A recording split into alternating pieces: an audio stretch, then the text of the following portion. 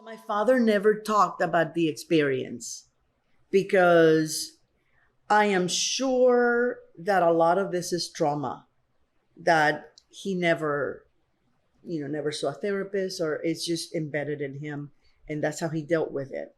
He just sort of, hid it from us.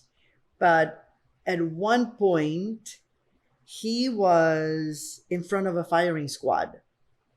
This is when Batista was still in power. He had been jailed for his, anti-Batista activity. And at one point, they had jailed him and they took him and they had him in front of a firing squad. He came seconds from death. It just so happened that a general that drove by knew my grandfather, who was a judge in Cienfuegos and a well-known member of the community. And so he recognized my father as Pedro Casamayor's son and said, why are you holding that man? Why do you have that man in front of a firing squad? Release him at once. So I never would have existed if this man had not stepped in and saved his life. And this is something that I never knew. The reason I found out about this is my father's sister told me this story. She says, did you know that your dad, da, da, da? And she started telling me stories about his activism and his involvement in both the anti-Batista and anti-Castro movement. And, but this is something I never knew.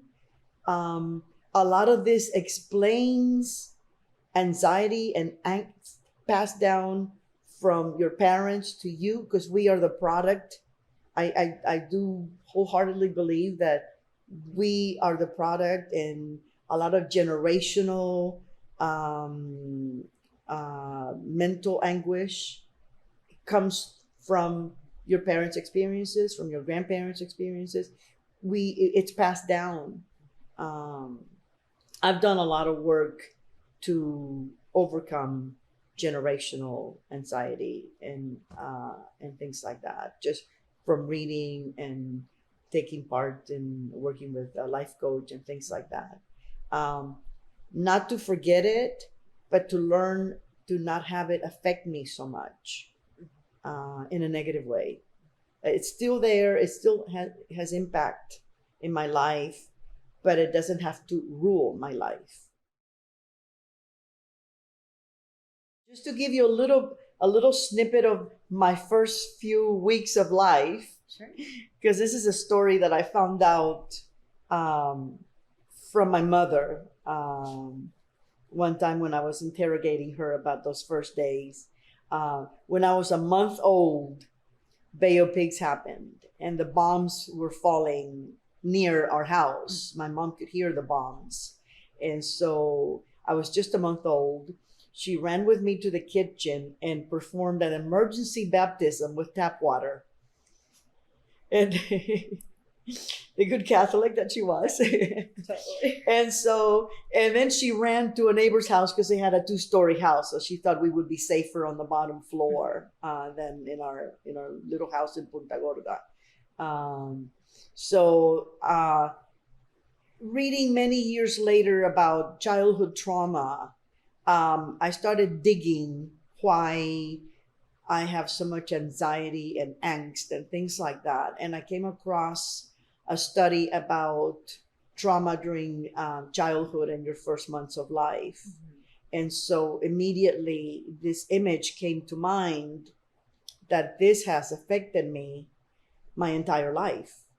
All the struggles within the first 6 months of my life that were embedded in me. And that explains a lot of my colors and bold and harsh colors. There's a lot of angst in my work, but I use my work as therapy.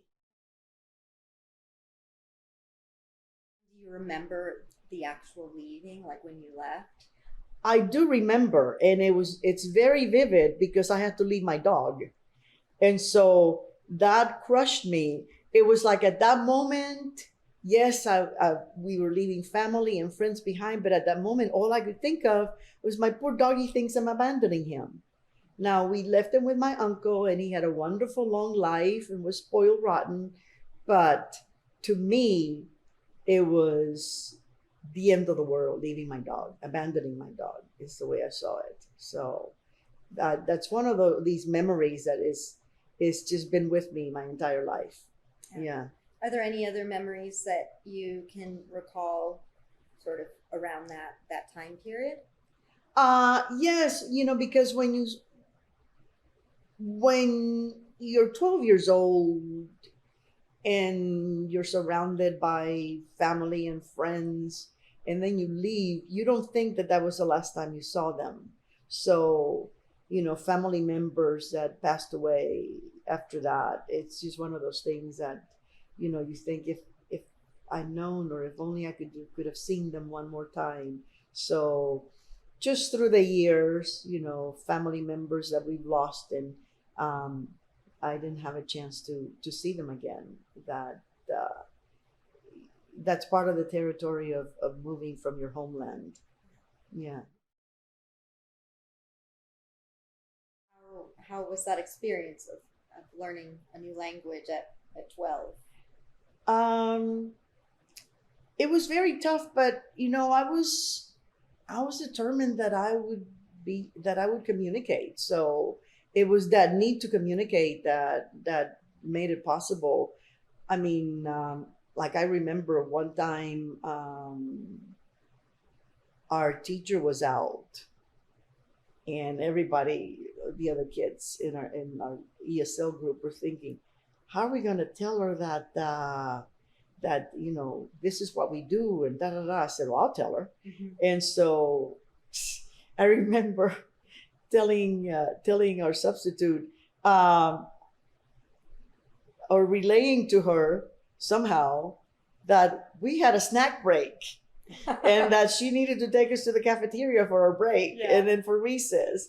And so I was the designated leader that day, that I would communicate with the substitute what our schedule was like. And so that's really one of the first times that I remember thinking, oh, I can do this. I can communicate. That's fantastic. And, but it was, it's from a need to communicate.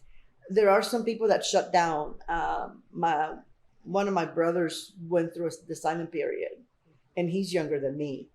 So he just, did not speak for over a year, did not communicate. In my case, I was determined to be heard.